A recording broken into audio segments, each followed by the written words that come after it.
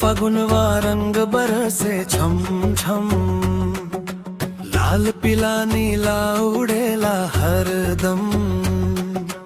गली गली में बाजे ढोल मंजीरा, भौजी बोले आज न करिहा बहाना।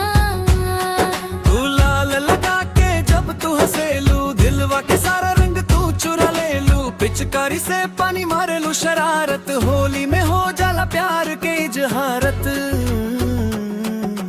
होली है होली रंगवा गुलाबी, भिगो दे भौजी चुनरिया रानी। होली है होली मस्ती निराली, नाच सारा गाँव जवान बुढ़ानी। होली है होली रंगवा गुलाबी, भिगो दे भौजी चुनरिया रानी। होली है होली मस्ती निराली, नाच सारा गाँव जवान बुढ़ानी।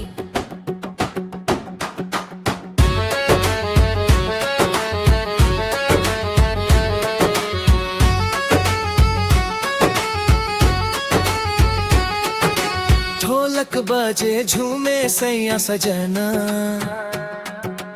आज न देखे कोई लाज भजन।